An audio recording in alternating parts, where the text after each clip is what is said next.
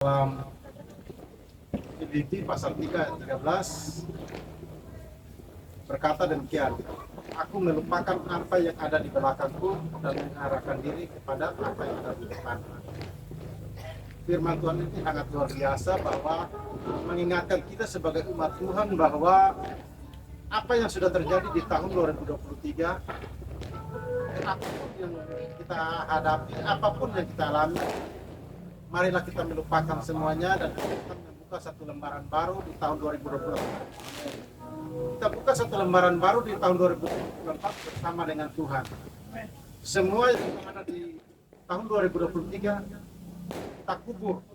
Amin. Kita tinggalkan. Ya, apapun itu. Ya. Karena apa? Tak berkesudahan kasih sayang Tuhan selalu baru tiap hari, tak habis-habis rahmatnya untuk kita. Jika kita mau melangkah, kita mau mengingat masa lalu yang sudah terjadi, maka yang ada adalah keputusasaan, sakit hati, iri hati, kebencian dan lain-lain sebagainya.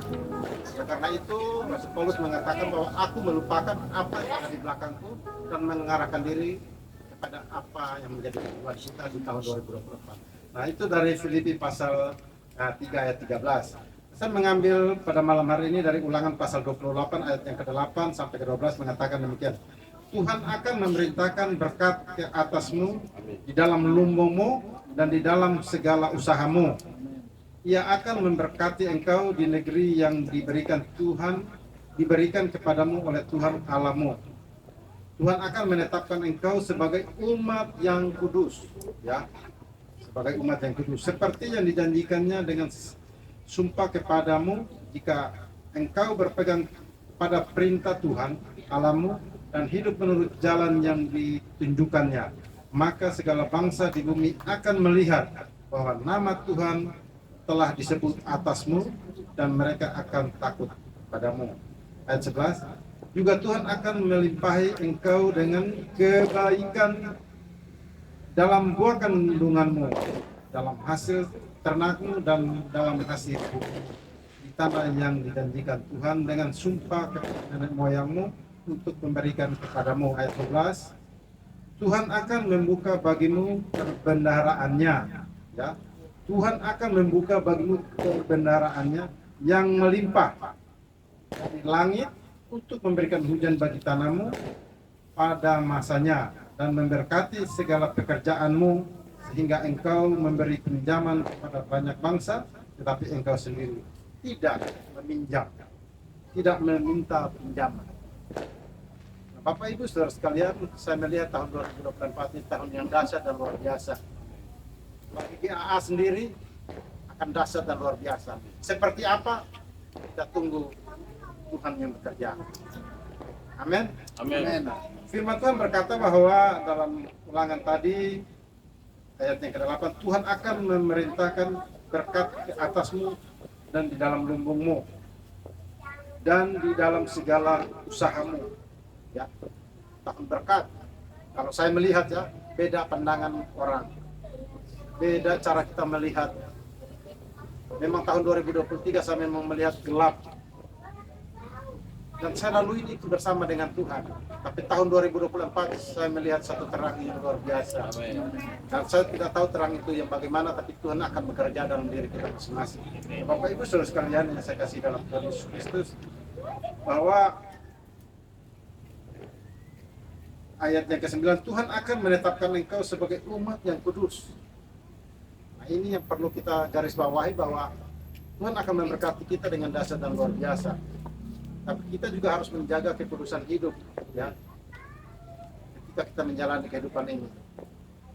Ayat yang ke-10, maka segala bangsa di bumi akan melihat bahwa nama Tuhan telah disebut atasmu dan mereka akan takut kepadamu.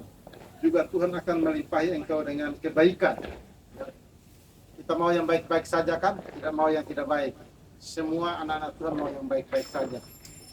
Tapi proses demi proses, kita akan mengalami yang namanya yang tidak baik juga kita dapat sebagai satu pelajaran bagi kita bahwa di dalam ketidakbaikan juga Tuhan ada di situ. Roma 8:28 mengatakan bahwa Allah turut bekerja dalam segala hal untuk mendatangkan kebaikan bagi orang yang mengasihi Tuhan. Jadi kalau engkau mengasihi Tuhan sungguh-sungguh, maka apapun yang engkau alami, kesusahankah, penderitaankah, kelaparankah, Tuhan ada di situ bersama dengan engkau. Tinggal bagaimana respon kita terhadap suatu masalah yang terjadi. Nah, ini yang menjadi patokan bagi kita sebagai umat Tuhan. Allah turut bekerja dalam segala hal. Ya. Nah, ini Bapak Ibu Saudara sekalian, ayat yang ke-12 mengatakan bahwa 11 juga Tuhan akan melimpahi engkau dengan kebaikan dalam buah kandunganmu, dalam hasil ternakmu dan dalam hasil bumimu di tanah yang dijanjikan Tuhan dengan sumpah kepada nenek moyangmu untuk memberikannya kepadamu. Ayat 12, Tuhan akan membuka bagimu perbendaharaannya yang melimpah. Kita akan meraih berkat-berkat yang melimpah daripada Tuhan. Bapak Ibu Saudara sekalian yang saya kasih dalam Tuhan Yesus Kristus, selama saya berkhotbah dalam 1 tahun ini,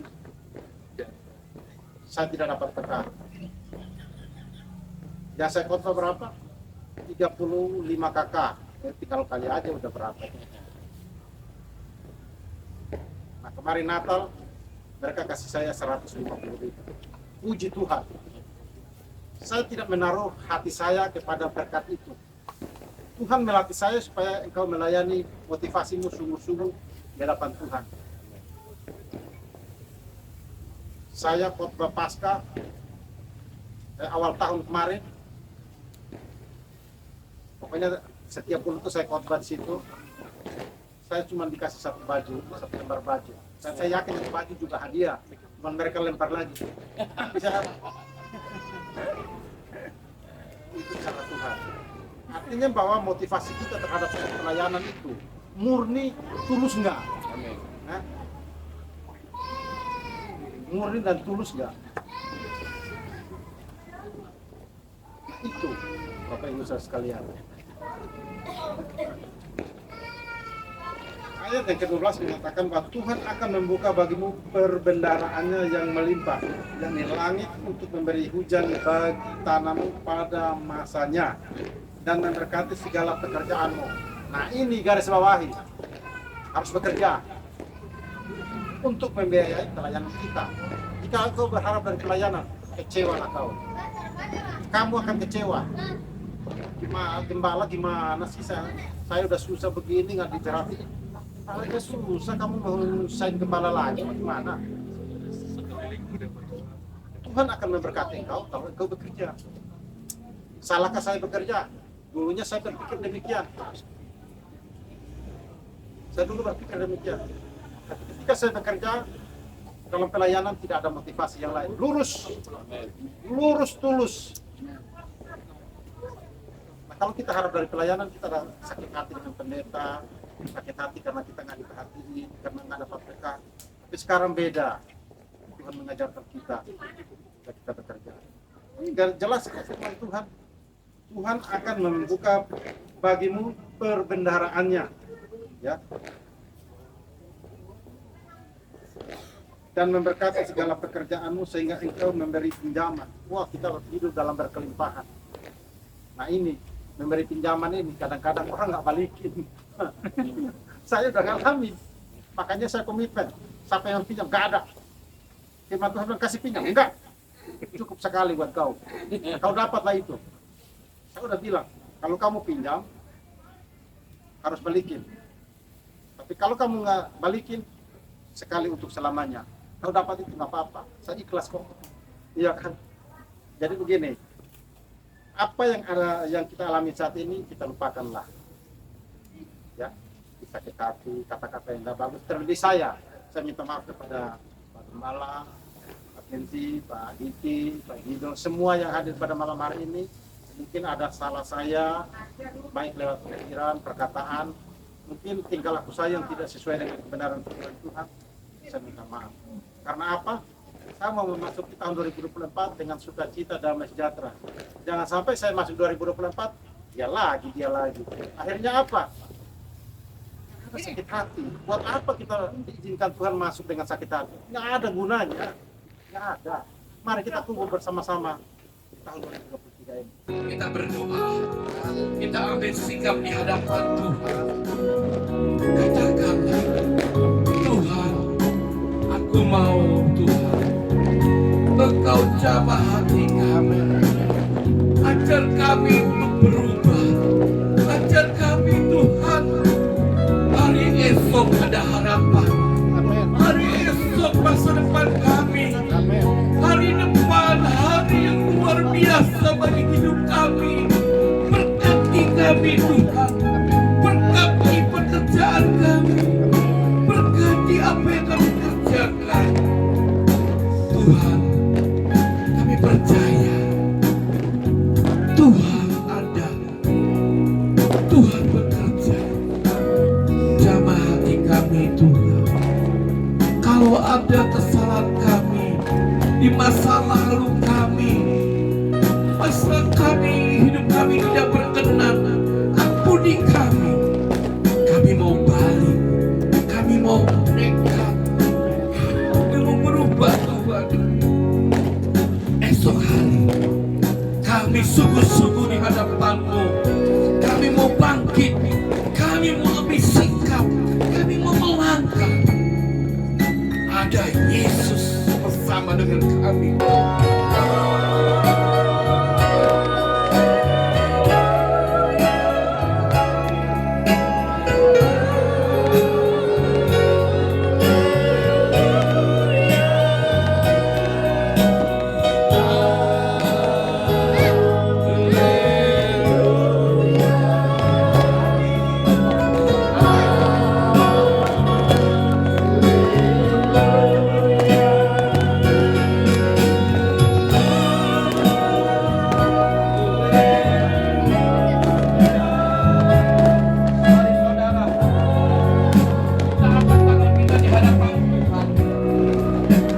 Tuhan, diberkatilah Engkau di tahun yang baru ini. Diberkatilah Engkau di tahun baru ini. Sukacita Tuhan mengalir, berkat Allah mengalir. Terima anugerah tercurah di dalam nama Yesus Kristus. Kami sambut tahun baru ini dalam nama Yesus Kristus. Haleluya, haleluya.